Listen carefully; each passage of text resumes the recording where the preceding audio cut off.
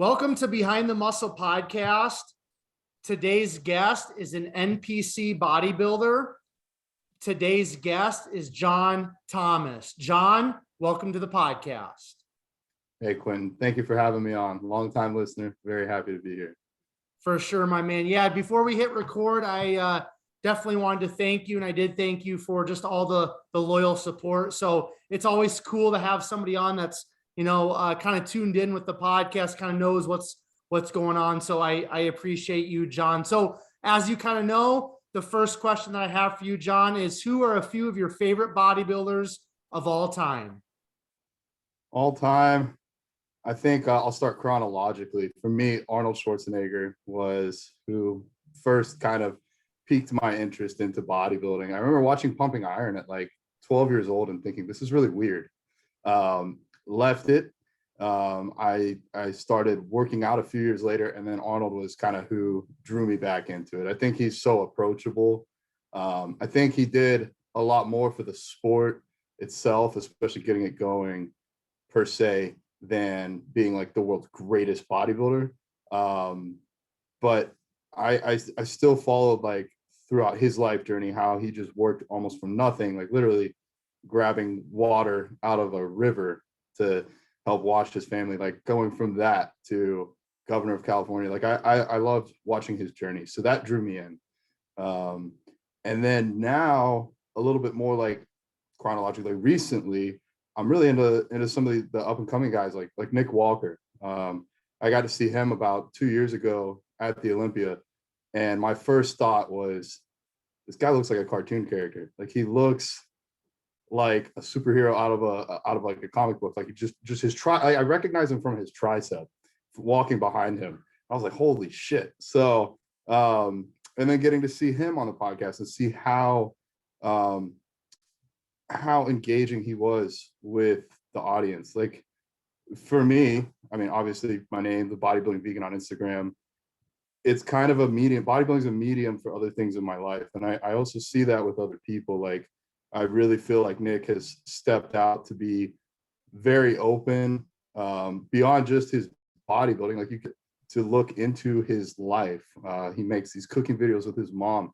And I think it does a great job of showing that, bodybuilders are people too. We're not just giant meatheads that only think about lifting weights. There's so much more to it. And however, having that superhero body like Nick had draws you in. So I guess those are kind of my top two, not just based on their performance, but based on how they carry themselves. Like I also got to see Phil Heath at the Olympia 2 years ago. Amazing physique, amazing bodybuilder.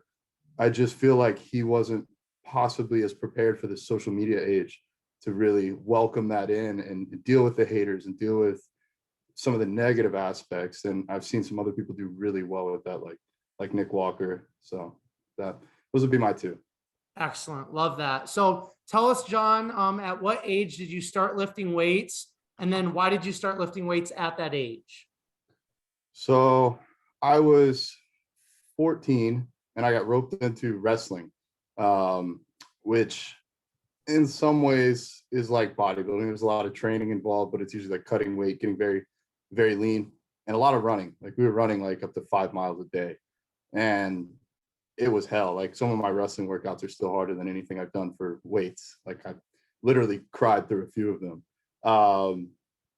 But then the season ended and they're like, okay, so like 3 or 4 days a week, you guys are going to lift weights. I think after the first session, like trying to incline bench, like 85 pounds, something like laughable. I was like, this is what I'd rather do. So around 15, I got my first gym membership. I had no clue what I was doing.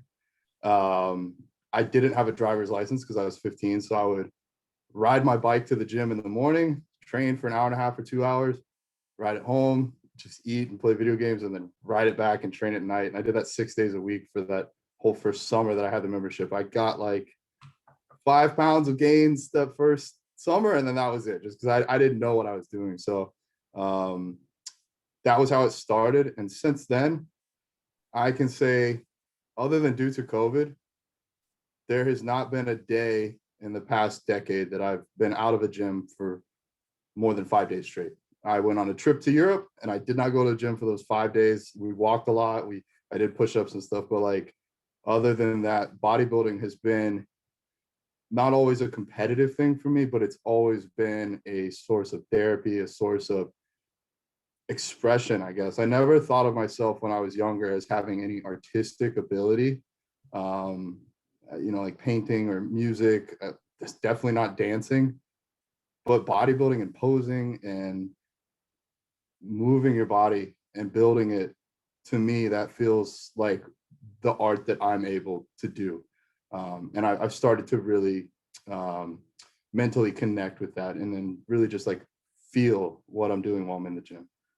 Love that. Awesome, man. We'll dig a little bit more into that here shortly. Before we do though, John, tell myself and all the listeners, all the viewers, a little bit more about your childhood. So where did you grow up? You mentioned wrestling. Talk about any other sports or any other curricular activities that you kind of enjoyed or were involved with. Talk about family dynamics up to about high school, and then we'll move on from there. Sure. I grew up in Gainesville, Florida. That's where I'm still located. I've moved away a couple of times, but due to life circumstances, I've always moved back. Grew up with a couple of great parents, very supporting of anything I ever chose, whether that was bodybuilding or a brief stint in law enforcement or being vegan. They always supported me and had my back. So parent life was good. I'm the oldest sibling. I have a younger brother and a younger sister. I feel like that definitely shaped who I am now. A lot of responsibility thrown at me, realizing that if I wanted something, I could get it. I was just gonna have to work hard for it. It wasn't gonna be handed to me. I didn't get a first car handed to me. I didn't have a whole lot of things done for me other than support. And I guess that's all I really needed. I played sports pretty much since like kindergarten. I think a lot of kids, they just jump into different sports, move around. I was okay at soccer. But I guess delving a little bit more into like personal things, I had really long hair. I had messed up teeth. I was bullied quite a bit, and I'd actually kind of forgotten some of this. I'd moved past it, and then going to therapy later in life, it kind of like reopened and helped me see some of the reasons why the way I am, the way that I am now, seeing so much judgment from other people, so much just being put down in negativity. It really run me down for a while. It really gave me a lot of self-confidence issues. I think that's probably why I started gravitating towards bodybuilding. I thought maybe if I get big enough and strong enough, people won't try and fight me. People won't try and make fun of me, which is almost a little bit funny. Like anybody that gets far in bodybuilding always gets jokes thrown at them. But now I feel like from those childhood experiences and then transitioning into bodybuilding, I've found some confidence in myself that no matter how I look, if I get in a car accident tomorrow, I'm 100 pounds, I can't lift, I'll still have that inner drive and confidence. And like, I don't care how I look. I don't care what you think of what I look. I care a lot more about what you think of what I do. Like appearances can be deceiving, but actions are a pretty good indicator of who someone is. So I really try to live by that. So I want you to, if you don't mind, John, talk a little bit more about, like the bullying and getting picked on. I mean, I really feel like all of us on some level, for the most part, especially, maybe like the middle school age, there's some sort of, we all kind of get quote unquote bullied or picked on or made fun of. Cause that's just, I think, a part of life and growing up and trying to figure out, this kid and that kid and yourself and all that stuff. But there are different levels. So for you, it sounds like it definitely had like a psychological effect on you when you were younger and even through adulthood. So, how did you navigate that before you got, into adulthood and, went to a therapist and things like that? When you were younger, how did you work through that? Or did you just kind of suppress all of that and ignore it? And then you kind of had to take it head on once you got a little bit older. What did that look like for you when you were younger though? This is going to be almost like a miniature therapy session. A lot of the bullying, like elementary school, was both verbal and physical. Like I remember getting like picked up and thrown on a desk by older kids that had been held back, getting punched a few times. Like nothing horrible. It wasn't like life threatening, but it really shocked me as a kid to see how people could be. People that I thought were my friends turning on me. I think it made me feel a bit isolated, a bit more of like a loner, not as comfortable in certain social situations where I used to be. Um, Gravitating towards middle school, I had always had like a little bit of hair down the back of my head, like they call it like a rat tail, like, and that was just such an easy way for people to make fun of me. Before they even knew me, they were already cracking jokes, girls saying they wouldn't date me because of it. Um, and then in middle school, I saw another kid grow out his hair for the locks of love for like cancer survivors. And I was like, oh, I think I can do two birds with one stone. I can grow my hair out and then cut it and I'll be good to go. So I did grow it out. I got a lot more shit from everybody, but sometimes once they talk to me, they're like, oh, okay, you have a reason for your hair. It'll be okay. But still, girls would be like, oh, he's got hair longer than me. I won't date him. And I wouldn't want to date somebody like that anyways, but it's just a lot for like a kid in 7th grade to hear. So my goal was like transformation. I'm going to cut my hair at the end of 8th grade, go into freshman year of high school as a new person. Didn't happen. Everybody still remembered me. It's a small town. Kids that hadn't even seen me in middle school remembered me from elementary school, and they'd still be making jokes about me. So I think at that time was when I was like, okay, I'm going to get bigger. I'm going to wrestle. And then after wrestling, I'm going to start lifting and get bigger so they won't mess with me. But I do think it made me who I am today. I think it really drove me towards working hard, like kind of almost like in the back of my, I would use it. I'm sure you do, or any other bodybuilder. They don't have to train. I know Nick Walker listens to like really like positive, like Evanescence and like kind of lighter songs and stuff, but like you can use negativity or you can use energy while you train. And I would think back when I was running and wrestling, like, yeah, well, I'm going to show them, I'm going to be the fastest person here. I'm going to be able to last longer than anyone else. Like I might have been that kid that got made fun of, but I'm going to prove them wrong. And after a while, especially in more recent years, it became less about proving other people wrong and just doing what's best for me and for myself because I'm confident in myself. A lot of changes have happened this year. I never had a beard prior to this year. I met my, call her life partner if you wish, and she said she preferred a guy that didn't shave. So since March 22nd of 2021, I haven't shaved. I became very close with my business partner's mom, who's a 20-year survivor of breast cancer, and hair was always like something for me, like I'll never change my hair. I want to blend in. Well, I told her, you know what? I'm going on stage with a pink mohawk because I want to support you because you've had breast cancer. You've had a pink mohawk for the last 10 years to show that you've been through this and you're supporting others. I'm like, I'm going to do that too. I don't care what anybody thinks about me. I hope people ask me. I hope people wonder, why is this dude got pink hair? Like, and I can be like, well, you know, it's to raise money for breast cancer. We, with my company Weight Train, we matched all the sales that month for breast cancer donations, 10% of all sales. So it's like really trying to just give back and use my body, use my thing that used to bring me so much fear and so much anxiety, and use that in a positive way for other people. So love it, man. Beautiful. Okay, so let's talk about once you get into high school, you start thinking about graduation, like all of us do at some point. And then the reality sets in, like, you know, either you got to go to college or you got to start working, or, you know, maybe there's some other options in there too. But for you, once you were in high school, what were you thinking about doing? And then once you graduated from high school, John, how did life kind of unfold for you? this is kind of a funny story, I think. So I was not zoned for my high school, but I was able to get around that by joining their Academy of Finance program. And so I jumped right into that. And by my second year in high school, I'd done some ride-alongs with my cousin, who was a law enforcement officer down in South Florida. And I was like, okay, I think I want to go into law enforcement. So by my senior year of high school, I just dropped that whole program, left from that high school and went to the community college here. And I was like, I don't even care about my grades. I went from having like straight A's in high school to like B's and C's in college, whatever would pass, because I'm just going to be a law enforcement officer. I don't need a great degree. I'm not old enough, so I'm just going to get my 2-year degree and then go straight to the police academy. That's what I did.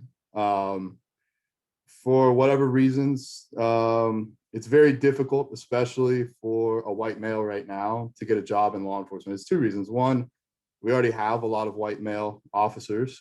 And 2, that's most of who's applying. Out of my class of 30 people, 26 of them were white males. So it's like, it's just very oversaturated, almost like any other very dominated industry. So I had a lot of trouble getting right to where I wanted to be, like on the road. And the sheriff's office here offered a spot for a correctional officer position for 2 years, and then that would lead to on the road. So I was like, okay, I'll try that. I remember getting home after my first 12-hour shift, shaking my head. I went up to my parents. I was like, I can't do this. I can't.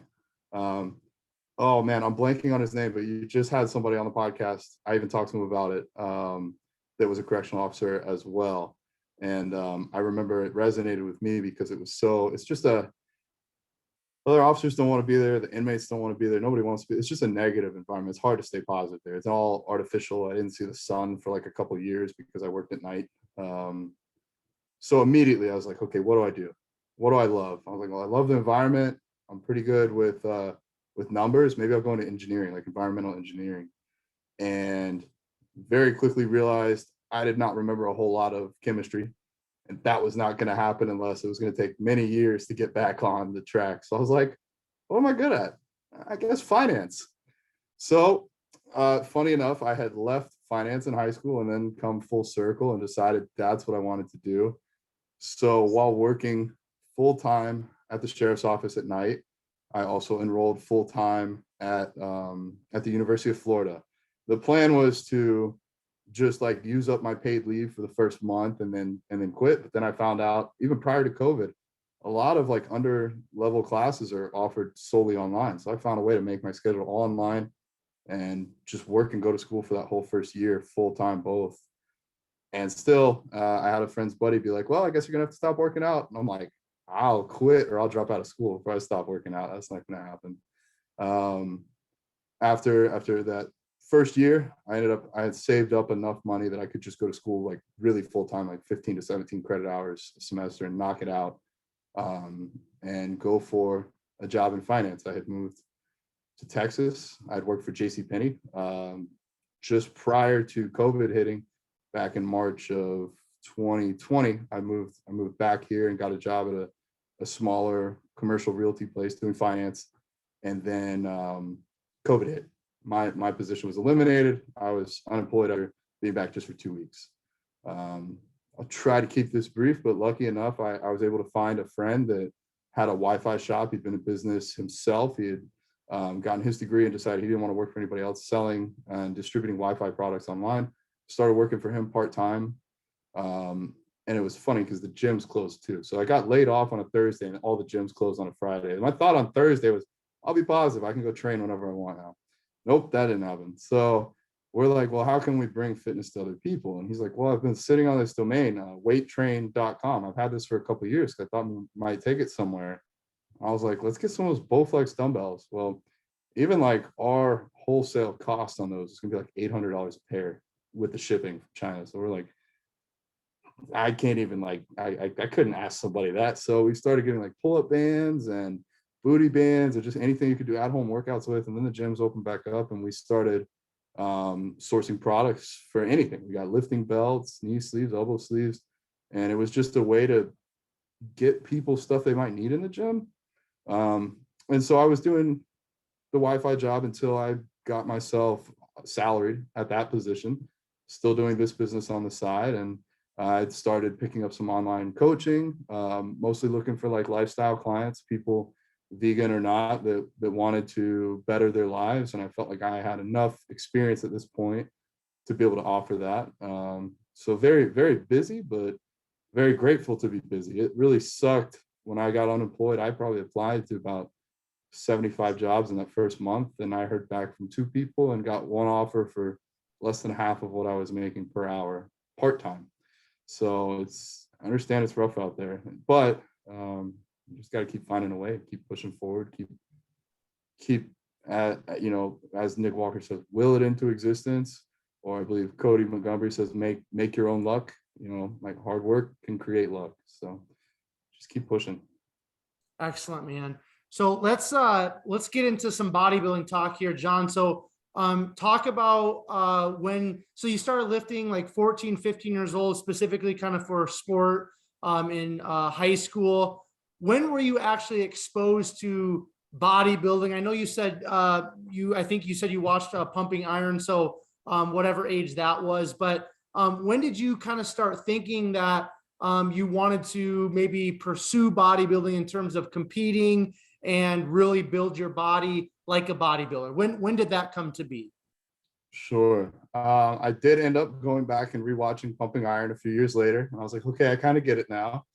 Um, I had just graduated from the police academy and not started work yet with the sheriff's office when I decided I think now's the time to do a show. I got a little bit of time. Um, I'd already been like cutting for a while.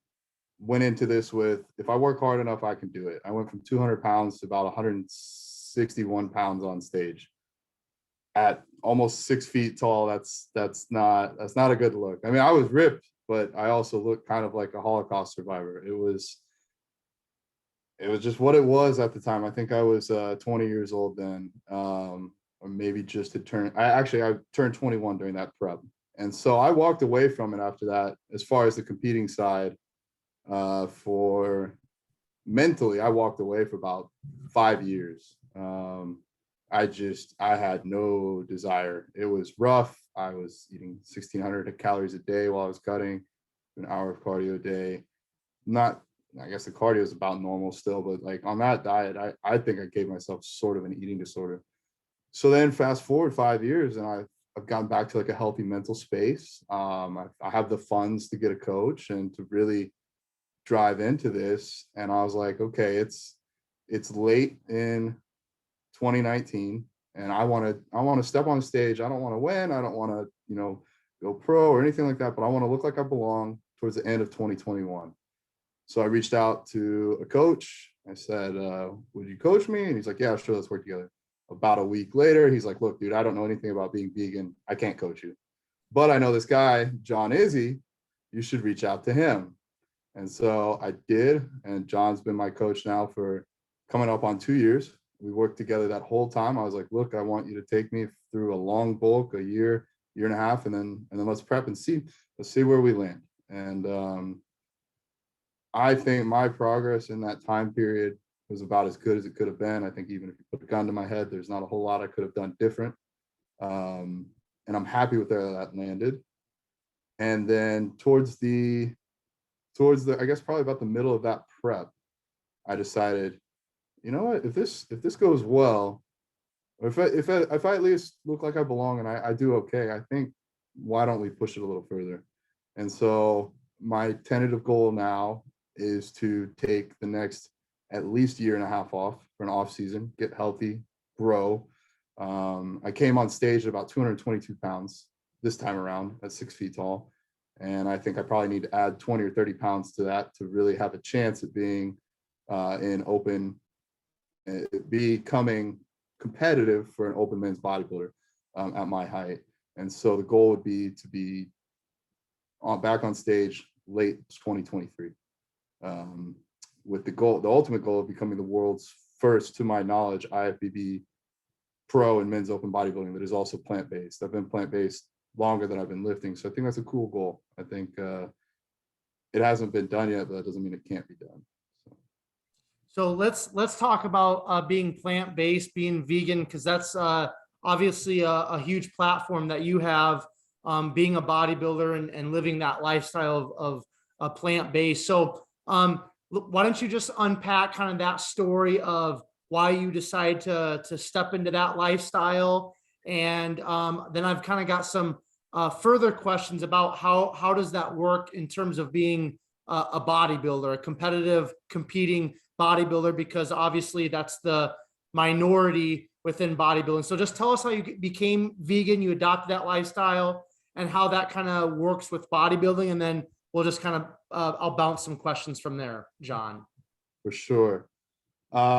Fifth grade, I was hanging out with my best friend. We would always hang out after school. Her mom would usually bring us food. So that day it was McDonald's and there's a hamburger and she's like, I'm not eating it. I was like, okay, well, I'm eating mine. And she's like, yeah, but you're killing a cow. And I was like, no, I'm eating a hamburger. And she's like, well, you should know that, like, they had to kill a cow to take that. And I was like, okay, whatever, like everybody does, so I can do it too. Then I thought about it, like, she planted that seed, not aggressively, but just kind of like, you know, somebody that was my friend. I was like, I'll consider it. And so I was like, okay, I'll half-ass this. I'll still eat turkey on Thanksgiving. I'll still eat fish. I don't want to be labeled as a vegetarian. I'm not comfortable enough as myself right now to even have somebody call me a vegetarian. So I'm not a vegetarian. I just don't eat a lot of meat. Thanksgiving that year rolled around. I looked at the turkey and I was like, you know what? I don't have to do this. I'm not going to. And ever since then, I was vegetarian. About 3 years later, I did some more independent research into like factory farming and how animals are treated, as far as the way they get dairy and other animal products. And I was like, you know, that sounds really extreme. I don't know if it's for me. I'll try it for a week. 2 days in, I failed. I ate some chocolate M&Ms. Like, I didn't put two and two together. And I was like, whatever, I'll get back on the horse. I've failed at other things before. And since then, to my knowledge, I haven't broken that, you know, plant-based vegan code, other than the only exception, we can get into this real quick, is honey.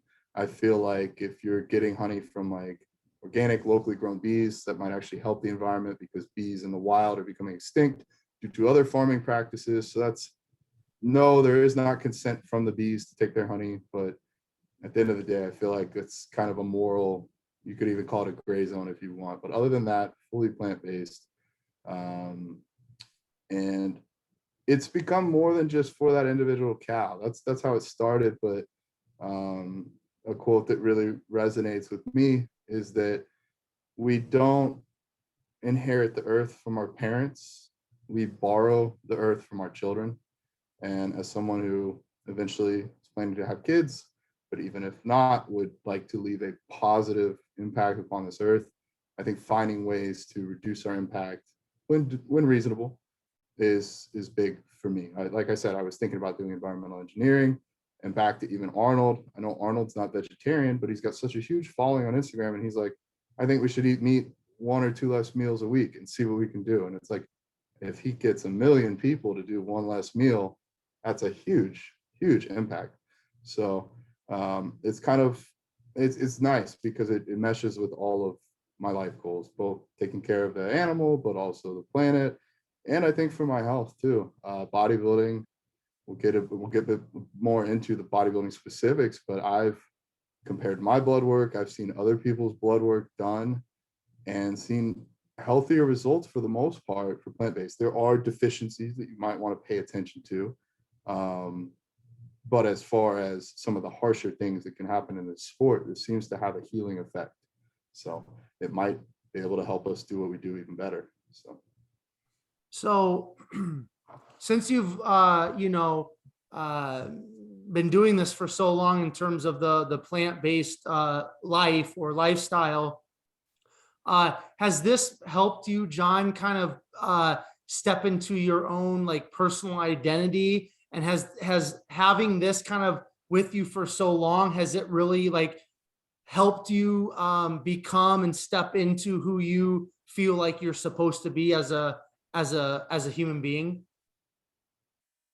I'd never thought of it that way before. But your words are really striking with me, because I would say yes. I would say I kind of made that Instagram handle as something I could hide behind a lot of years ago, the bodybuilding vegan. And now that is me. People recognize me even locally because of it. And I think it helps you stick out to have a niche, but I'm not trying to have that niche. That niche is just who I am.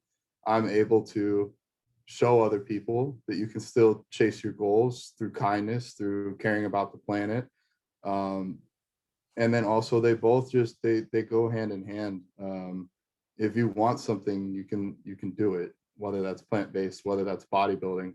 I couldn't talk any bodybuilder out of being a bodybuilder, and I couldn't talk any true vegan out of being a vegan. That's who they are.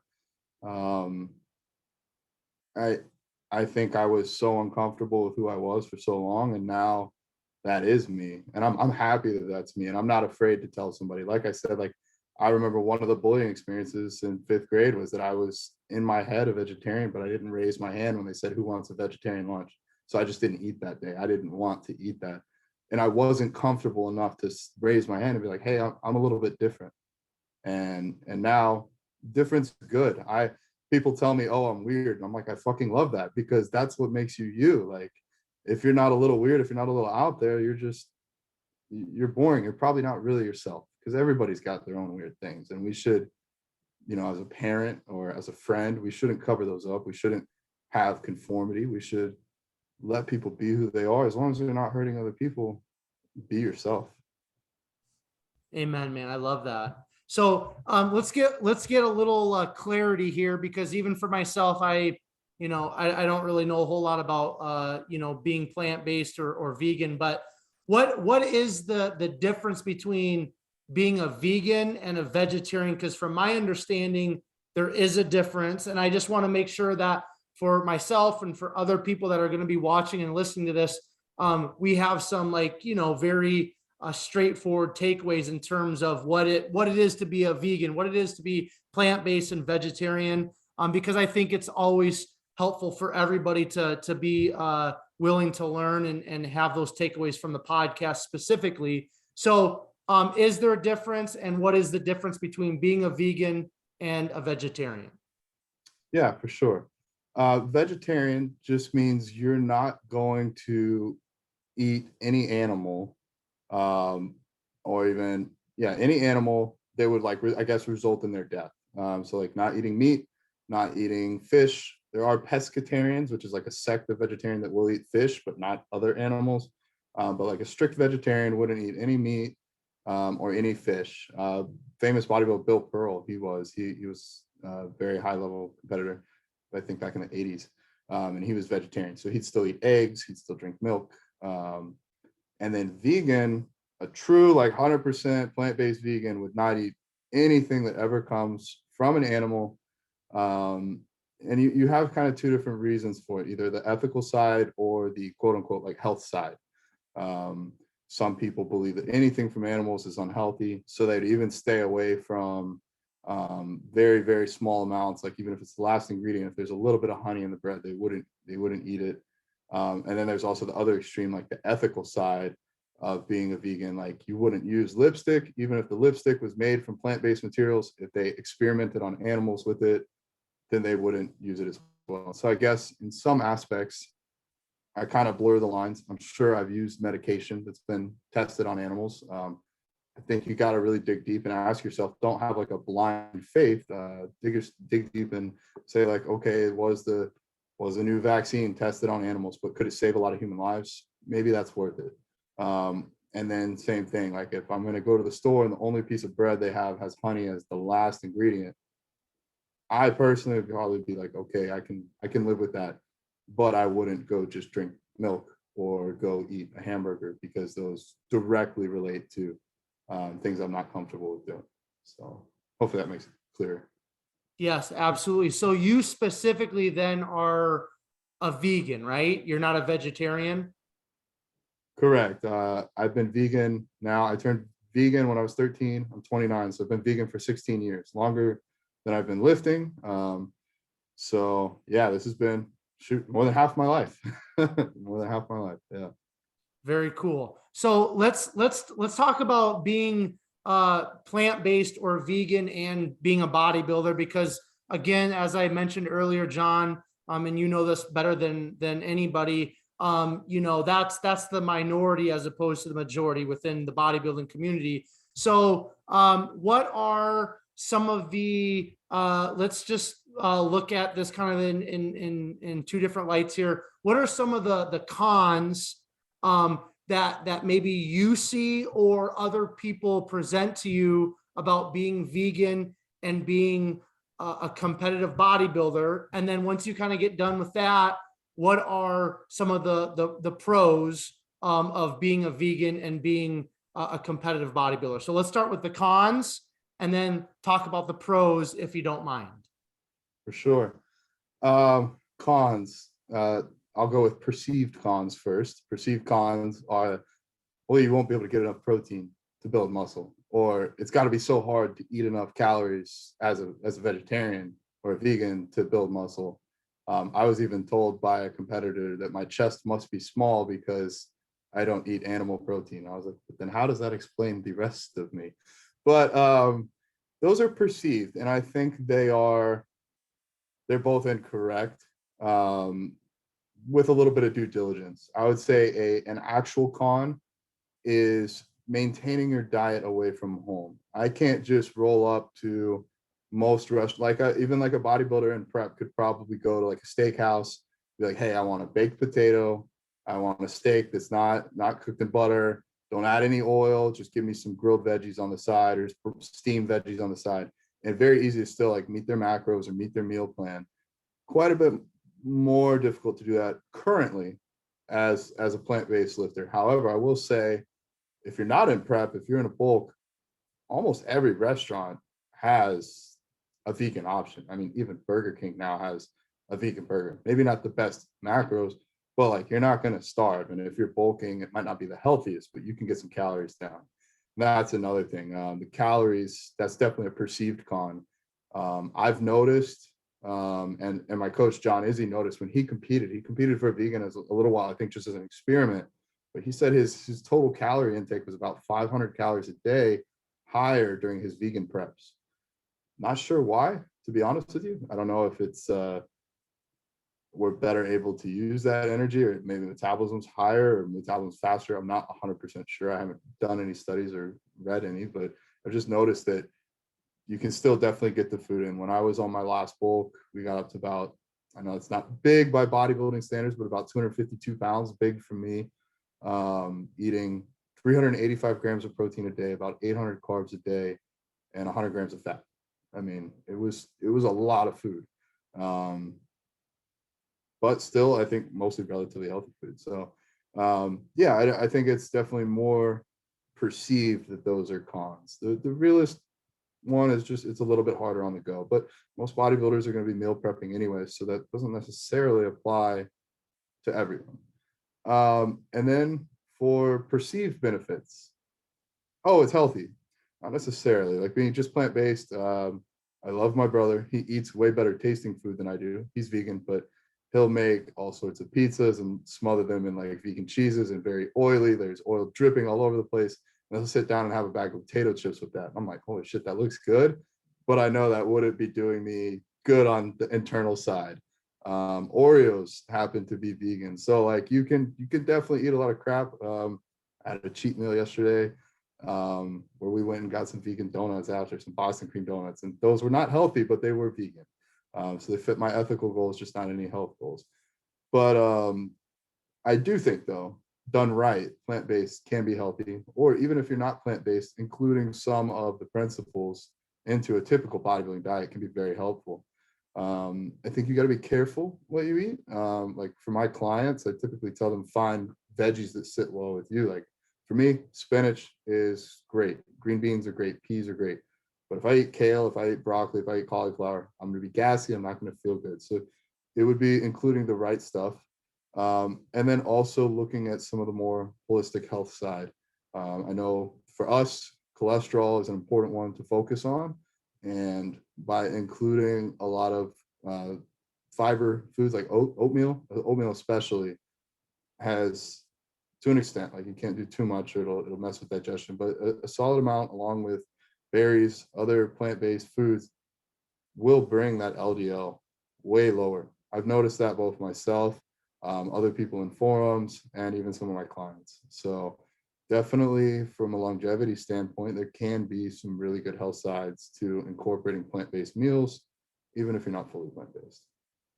So I know something that I've heard, in terms of a con or something that you really have to be cognizant of if you are going to be plant-based is like, missing out on specific nutrients, nutrient deficiencies. So how do you go about supplementing, or how do you go about making sure that you are getting some of those nutrients that it might be easier to get if you weren't plant-based? How do you go about that, John? Yeah, I think the first one that comes to mind is vitamin B12. Vitamin B12 is found in meat. It's found in meat because they put it in the animal's feed. It used to be plentiful in the ground due to factory farming and just over farming in general. It's no longer a very easy mineral to find without supplementation. However, tons of foods, even pre-workouts, have it in there now. So I test myself on B12 once or twice a year just to see through blood work, and it's always been high. I've never had to supplement with that. I have had to take a look at vitamin D3. I don't know if that's plant-based or not, but anybody listening, do the blood work, get your D3 levels checked. It's probably the most chronically deficient nutrient that you might be missing out on. If you're a bodybuilder, you're going to want to pair that with K2 just to keep calcification in arteries down. So those are two big ones to check on just for general health. I think the other one that's touted a lot is iron. My iron levels have come back low, if I'm being honest, even on certain medications that would raise iron. It's still come back on the lower side. And I can't say if that's diet-based or not. It does run in my family, and the rest of my family wasn't plant-based. But that's one you'd want to look at and just be mindful of the foods that you're eating. I know spinach, a lot of cruciferous vegetables are going to be pretty high in iron. It might not be quite as readily absorbed. So then you would want to take a look at getting an iron supplement. Beyond that, the only other one that came to mind that I thought you might bring up is it's not a complete protein because it doesn't come from an animal source. Few caveats there. Anything from soy will be complete protein. And really it's at that point a matter of getting enough protein to fill in those building blocks. It doesn't have to be all at one meal. Your body will still store and reassimilate those amino acids up to a few days in the future. I like to keep a mix of my protein sources, just both for enjoyment's sake, but also covering all my bases. The easiest way is like if you have 40 grams of vegan protein and that's a little bit incomplete, instead of trying to pair it with another complete one, just bump it up to 60 grams. So like John had told me when I worked with him, a typical client, your height, your size, you might eat about 300 grams of protein a day. We're going to put you closer to 350, 380.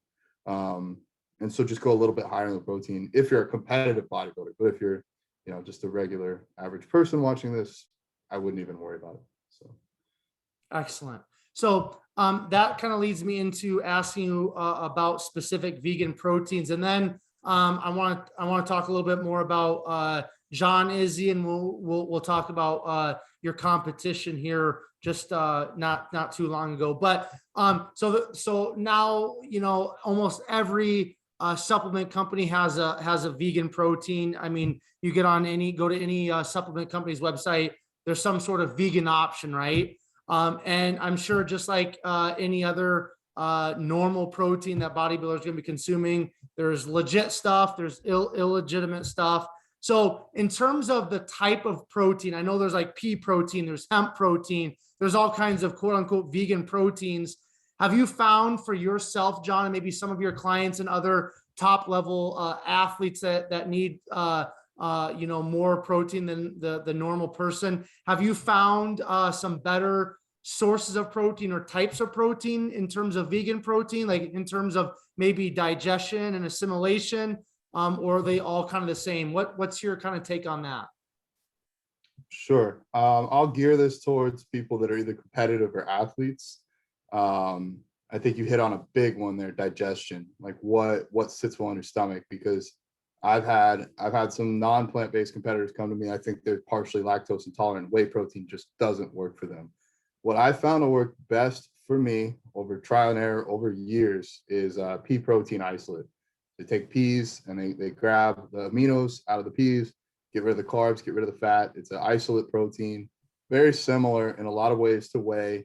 The amino acids don't stack up quite exactly the same. But again, instead of doing like 25 grams of whey, if you were my client, I might have you do like 30 or 35 grams of pea protein isolate. You'd be fine. I specifically have used True Nutrition's version of their pea protein isolate since 2013. I've recently become sponsored by them, so of course I'm going to recommend them. But I've used other brands. I think you want to just do research. It's scary now with Amazon. Anyone can ship in a container. You can buy a container, fill it with flour, and put a label on it. You can even put another company's label on it and sell it as if you were Now brand or any companies. So be careful where you get your stuff. Make sure it's legitimate. But if it's legitimate, pea protein isolate would be probably top recommendation, at least to start. There are others, like hemp is one, brown rice is another. if texture is an issue for you, I'd stay away from those, or at least be careful, because they come much more gritty, whereas the pea protein is much more smooth. One other good option, depending upon how you view soy protein, is to use soy protein. I personally like how the pea protein tastes a little bit better. I don't have any issues with soy protein. Soy protein is a complete source of amino acids.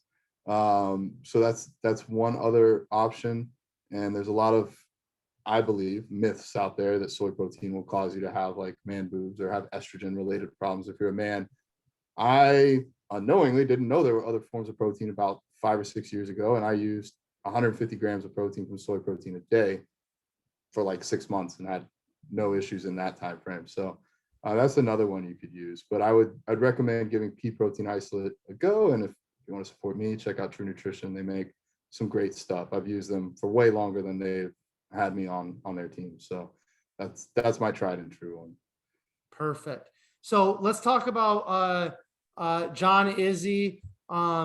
He's been a guest on the podcast, super humble, super cool guy, and definitely a top level NPC bodybuilder, future IFBB pro, if that's something that he wants. Talk about just your guys' relationship, how he has maybe kind of helped you go to that next level in terms of being a competitive vegan bodybuilder. John's done a lot of things for me. I will say this: John is weird, and I mean that in the most admiring way possible. When I had been referred to him by another coach, he had no issues with me being plant-based. We talked for a little bit.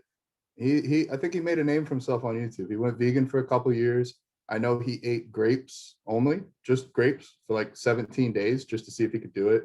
And I know some of his clients are practicing under religions like where they follow Ramadan, where they pretty much fast for 2 or 3 days. I remember early on with him, he's like, yeah, I'm going mountain biking, but I haven't eaten in 3 days. I'm like, what? Like, so the fact that he's quote unquote weird and willing to go out there and try new things, I was like, this is the right guy for me. This is somebody that I feel like, you know what, I want to, if I bring to the table and only want to do what I've always done, nothing's going to change. So big talking points. John is health oriented, in my opinion. I had worked with some coaches prior briefly, and he took all of my supplements and cut them in half. And I grew and performed better. So that was huge. That was like a leap of faith on my part. Okay, we'll try something new. The next biggest thing, he pushed the food. He really pushed the food. Like I threw out the macros earlier, but we had worked up to like around 5,500 calories a day. And I had an undiagnosed eating disorder up until that time, where there was a disconnect between my brain and my stomach. No matter how full I was, even if I was almost about to throw up, my brain would always be like, you could eat some more. If the calories didn't matter, you'd still eat. I still like have that nagging hunger in the back of my mind. 3 months on 5,500 calories a day. I looked at my last meal one day. I was like, I don't know if I can do this. And that was when I was like, whoa, I'm supposed to eat, but I don't really want to. And this is the first time that's ever happened. So he helped me push through that. I don't think he meant to, but he was just helping me grow. And then he pushed the training. He pushed me from what I thought was achievable. I'll say this: the first week, people know me for my legs, and I thought it was really weird that his split had 2 leg days a week. I was like, dude, I already got big legs. Like, why are we doing this? And he's like, well, if you're gonna question it, like, with your legs now, they're good, but if you want to be pro, they got to grow. And I was like, okay, yeah, you're right. They still have room to improve. And at the end of his workout, he had this horrible, like, 4 sets of 2-step, 20 reps each leg, or like 30 reps each leg, walking lunges after an entire like 2-hour leg session. And I tried it with a dumbbell. I didn't finish. I dropped the dumbbell. I'll just do body weight. The 3rd set, I fell over. I fell at about 12 reps in. I started crying because I texted him. I was like, dude, I don't think I can do it. I'm so sorry. Like, I really want to, but I don't think I can. And he's like, dude, it's fine. Like, you'll get it. Just go back next week. Try it again. And I laid there for a while. I tried again. I fell again. I was like, okay, I'll come back next week. And like, I thought I trained legs pretty hard. 3 months later, I was able to do that whole walking lunge split thing with like 20 pounds in each hand. I'm not even being able to do it with body weight that first week. And yeah, he pushed me. I think he pushed me. I think I had some self-imposed limits of what I thought hard was. And he helped me go past that. Beyond that, he's just a really cool dude. I think what I've noticed, if you're going to be a coach or a client, it's a relationship. It's not a whole lot different than dating somebody, just you don't talk as much. Like, you got to be open with what's working for you, what's not working for you. Can't beat around the bush, and you need to both hold each other accountable. So I think he's done a good job of that. He's taught me a lot of what I know, and I'm able to share that with my clients now. So excellent, man. Excellent. So let's talk a little bit about, you just competed back in, I think it was November of 21, correct? correct. I had my first show was October 23rd. And then I knew, since I had gotten lean, I was like, I don't want to just do one, I want to do another. And that was November 13th, with Jordan Wise too. He was at that show, and good little local show. Yeah. So talk about that then, because competing in 21 was the first time that you competed since when? Since 2014. 7 Okay. years. Yeah. So talk about getting back on stage. You know, you have Johnizzy in your corner. You know, I think probably from that time up to this point, you've just developed, not as a bodybuilder only, but as a human being. So talk about getting back on stage, that first show in October. What was it like? And then just talk about competing again in November, and just talk about a little bit, John, in terms of some of the takeaways of getting back on stage and being a quote unquote a competitive bodybuilder once again. Sure. I felt a lot more competitive this time than last time. The first show was not quite how I wanted it to be. I felt like the judging was a little off, and I hate to say that, I really do, but like, I tried to be objective and see where the judges were coming from. I got moved to the outside pretty early on, and I was like, whatever, I'm still going to pose as hard as I can for at least this, but it's very rushed. I think we were on stage for about 60 seconds for the pre-judging in the morning. It was a NPC amateur and IFBB pro show, so the amateurs, there were just a lot of people there, so they pushed through us. So when I came back at night, I was kind of feeling down. I was kind of feeling like, this isn't what I wanted.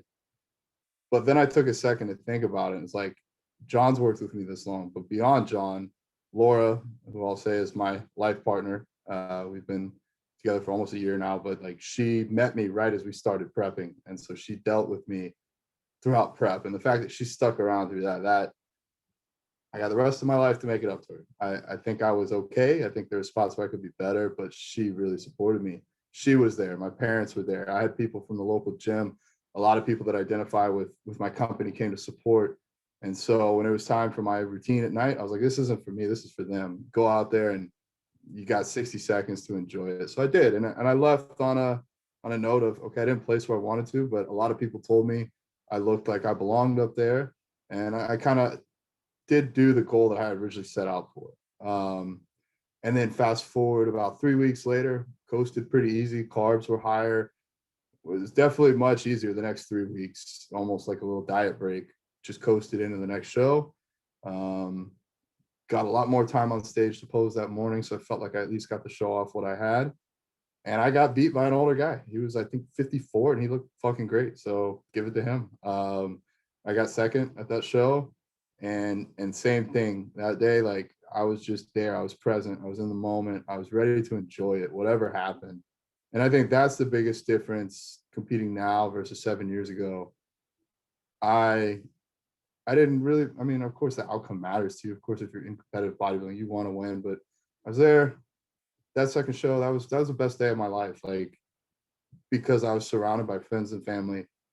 And in the best day of my life, the bodybuilding, being on the stage wasn't even that top 10. It offered me so much. It showed me I had made these shirts, this specific shirt, for anybody that wanted to come to the show. I was like, if you're going to support me and my company, I'll give you a shirt. Just come to the show if you can. Over 30 people showed up. And like, I think for the first time in my life, I accepted, like, people actually like you, like, you have something to give back, and people see that. And I don't want to sound like arrogant or anything like that, because that's not me. I really try to be humble, but I don't want to sell myself short or sell short what I could offer other people. So having all those people there for me really, really drove that home. And then I left and I decided, okay, I was one day out and then I was the day of, and now I'm like 765 days out. I'm doing this again in like 2 years, getting back on the horse. I want to take this as far as it can go without completely sacrificing my health or completely sacrificing any relationships. The first coach I ever had, I asked, do you think I could turn pro? He said, there's one way to find out. And that's where I'm at right now. There's one way to find out. So I want to find out. That's what I'm here for. So tell us a little bit, John. We're going to wrap up our conversation here shortly, but I want to touch on just kind of like what you're focusing on for, any lagging body parts. I'm sure you mentioned earlier you've got to put like on 20 or 30 pounds. So just overall size, right? And that's kind of all of us within bodybuilding, I think, for the most part, unless you're maybe Nick Walker, but that's not us. So outside of overall size, what are some of the areas that you're really focusing on bringing up in terms of your training right now? Upper body. But yeah. Definitely bring up chest, bring up arms, shoulders, upper back. Basically upper, that's where that 20 to 30 pounds needs to go. I think if my upper body looked proportionate to my legs, I would be able to do some damage. How am I going after that? We've lowered legs down to just once a week, and actually training volume itself is very low. I do currently a Monday would be legs, Tuesday would be shoulders and arms, rest on Wednesday, pull on Thursday, rest on Saturday, push, or I missed a day, rest on Friday, push on Saturday. So I'm only training 4 days a week, but that allows me to come in really fresh and focus at least 3 of those days on solely upper body stuff. I have changed my training a little bit. I was always just chasing numbers, chasing the logbook, trying to get like big lifts up.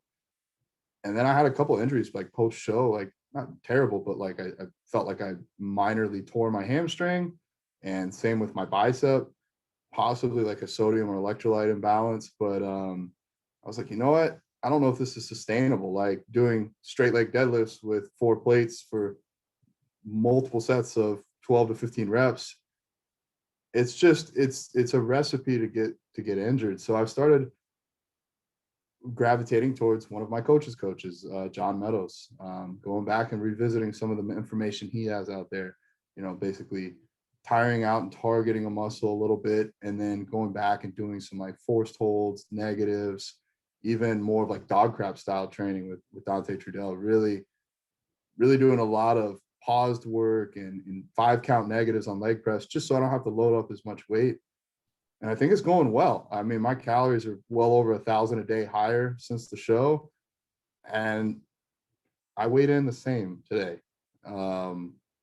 Like we've really brought my metabolism up. But it's a couple months out from the show, and I am the same body weight, even after coming off all the supplements and stuff. Like you're going to have a little bit of flattening happen there. But even with that, I think I'm doing really well. I'm following orders. Whatever my coach says to do as far as the diet, I do.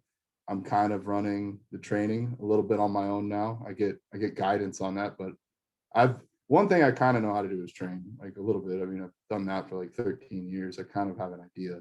And I'm taking some of the principles. I'll say this, I'm taking some of the principles that I train my legs with for my upper body. I have, as other people say, great legs, and I've never cared about my legs. I've never cared about the weight that I move. I care about feeling the muscle, but I don't really worry about trying to always add 2.5 pounds or always trying to max out or anything like that.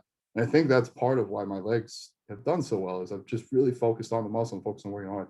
So now, instead of just trying to incline dumbbell press 150-pound dumbbells for as many reps as possible, like let's grab the hundreds and do a 5 count pause at the bottom and see how many reps we can do that for. And really just feel the chest on each rep instead of just moving weight from A to B. And I think that's already made a difference in a couple months.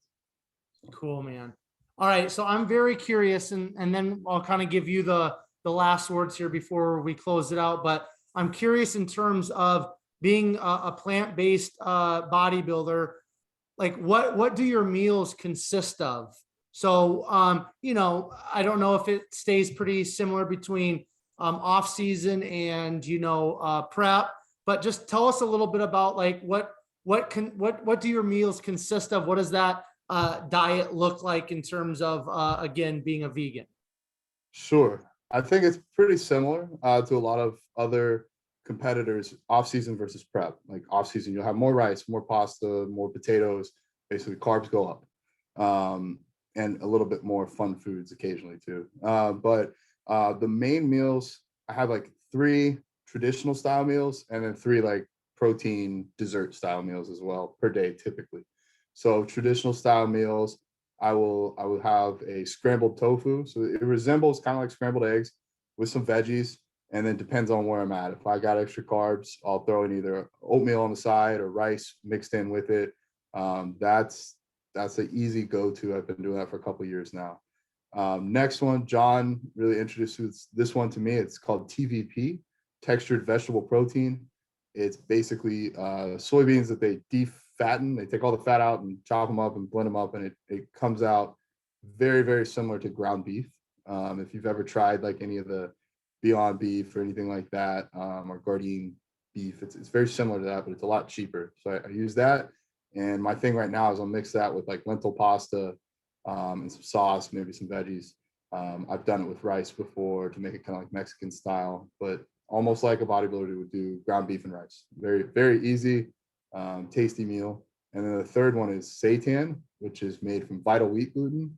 You can also add nutritional yeast. Reach out to me on Instagram if you guys want to know how to make this. I have recipes and stuff. But that one is another one that John kind of pushed me to try.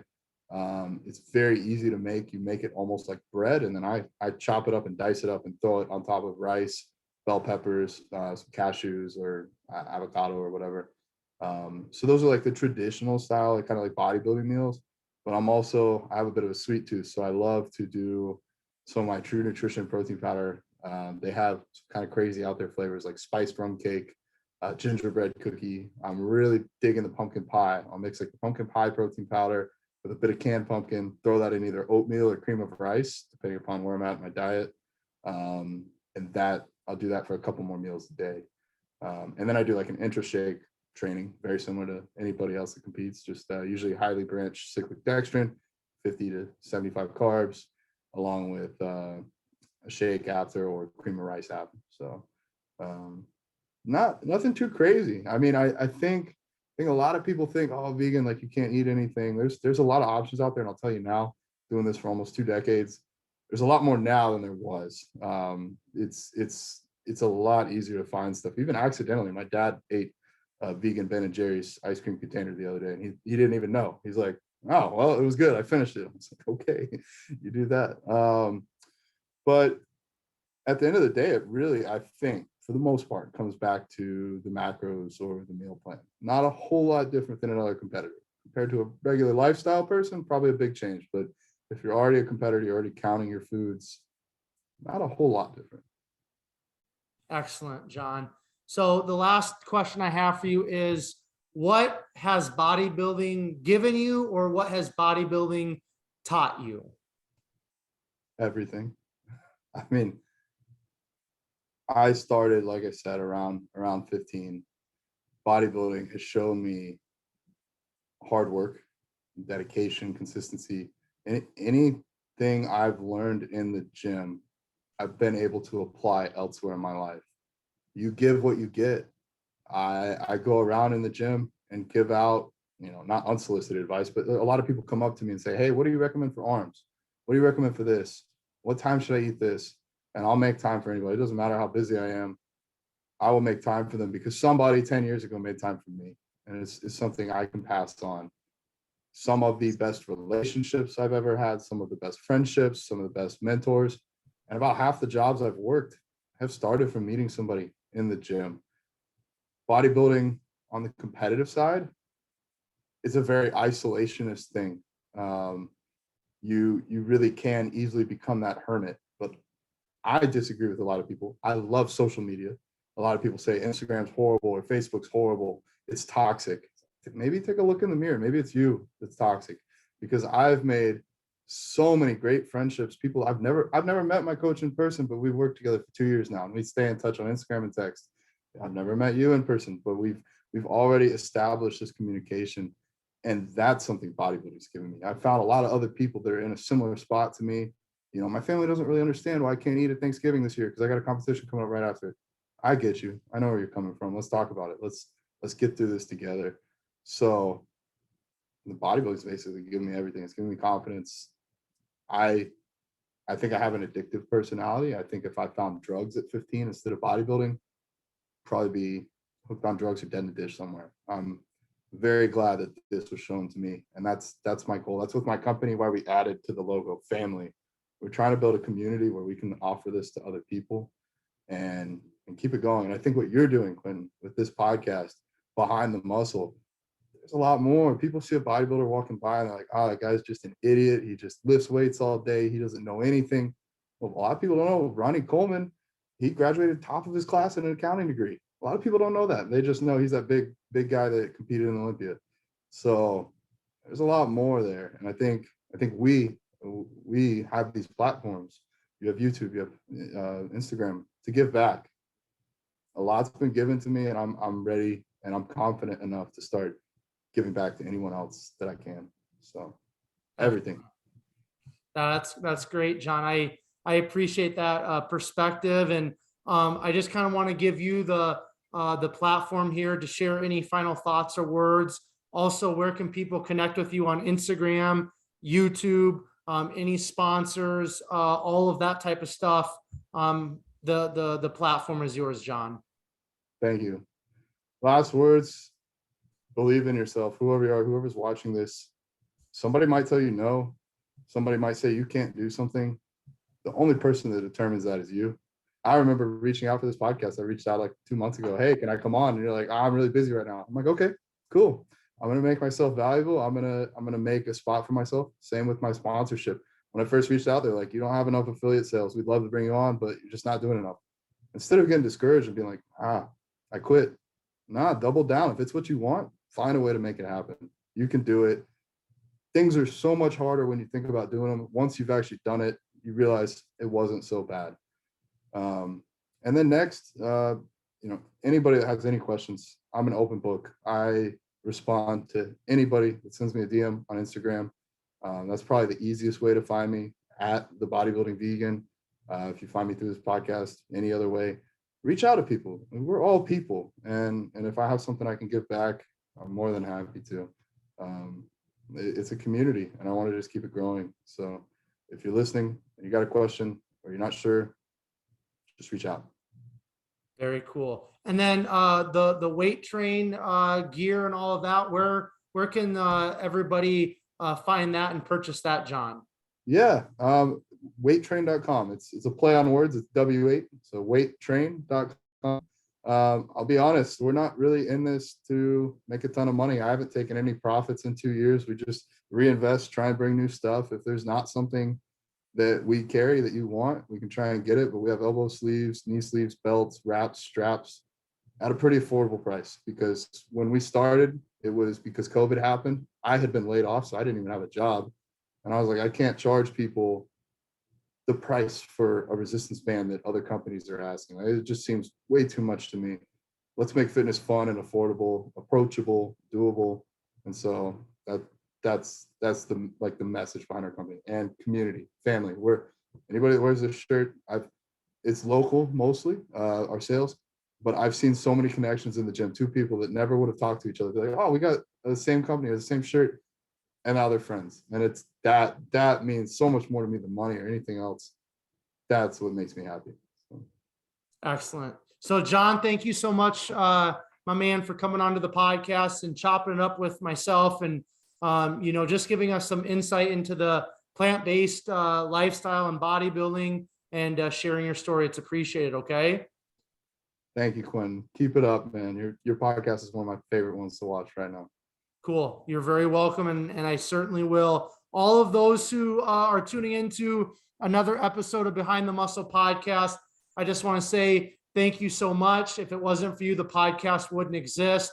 I'm just always humbled by your guys' support through Instagram, through your subscribing to the YouTube channel, your comments on Instagram, your comments on YouTube. I appreciate you and I thank you. A couple quick things here before we close out this episode with John. If you haven't done so already, make sure you hit that subscribe button on YouTube. If you're not listening to this on YouTube, please go over to YouTube and subscribe to Behind the Muscle podcast on YouTube. That's really important because I release all of these episodes first on YouTube, and then I'll shoot them out to the other podcast platforms. And then one other huge favor I'd ask of all of you, please take this episode of John's and share it on your Instagram stories. Make sure you tag John and tag Behind the Muscle. That's a great way for more people to find the podcast.